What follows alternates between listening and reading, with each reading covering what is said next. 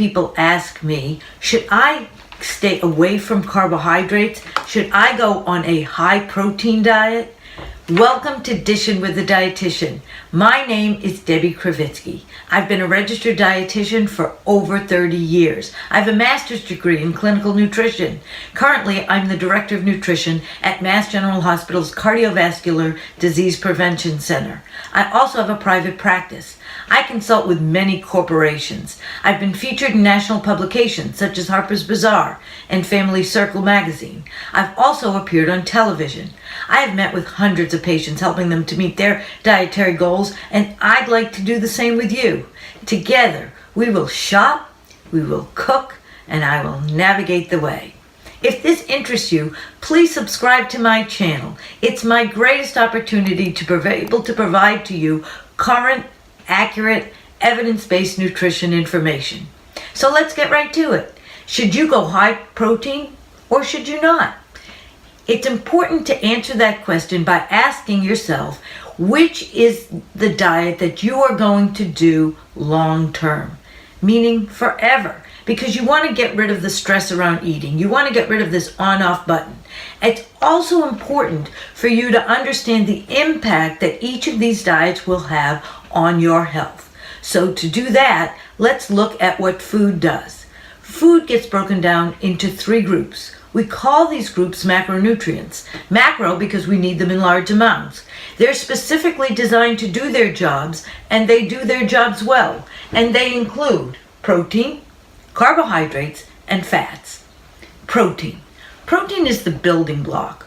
All the time cells are dying and they need to be replenished, and that's the job of protein. So where do we get protein in our diet?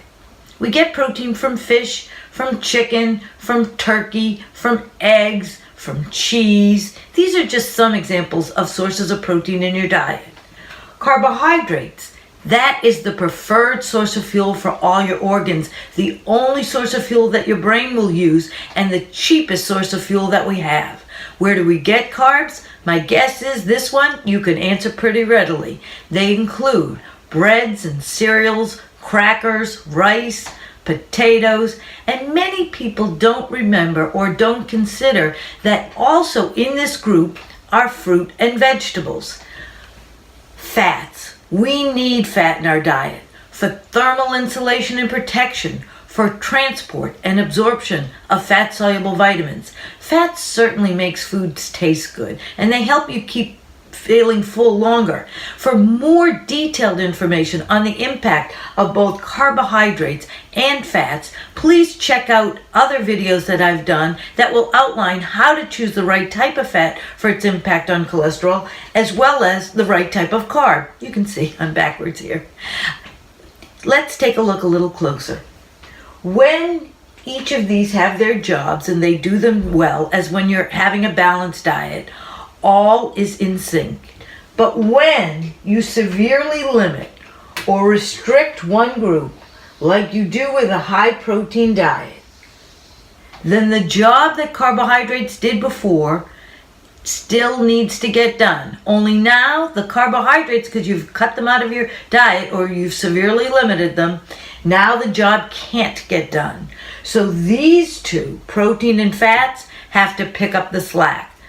Your body isn't going to let itself suffer or damage itself. It will always do everything it can to survive and to protect itself. So reluctantly, these two have to pick up the slack.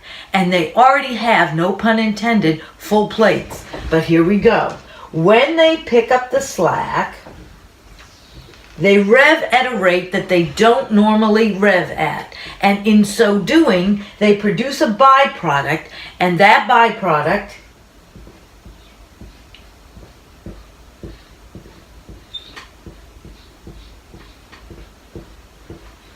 is called ketones.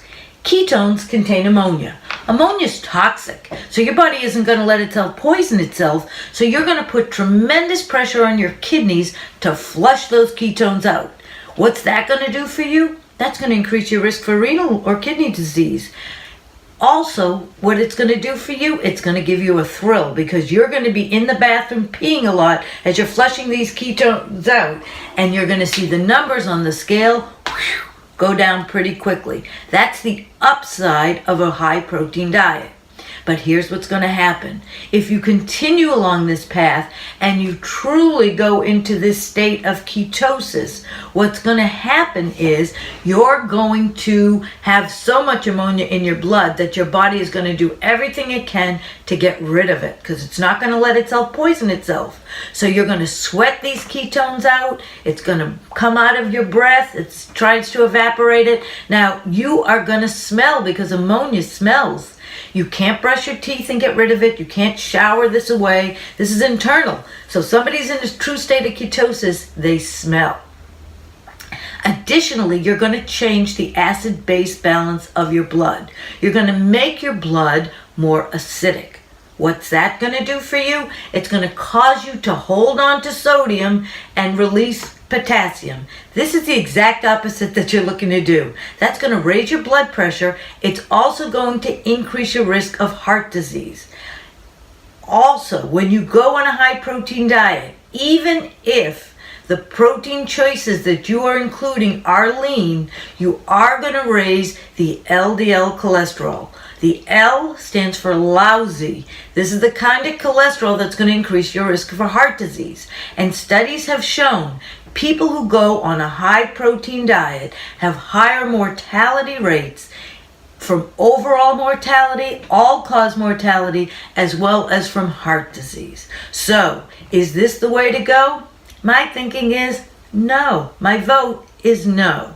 The minute you decide, after being on a high protein diet, that you need the crunch because you've been just having these soft foods and now you need the crunch, you are going to rehydrate. So physiologically, it's impossible if you go from one extreme to the other, it's impossible to keep this weight loss off.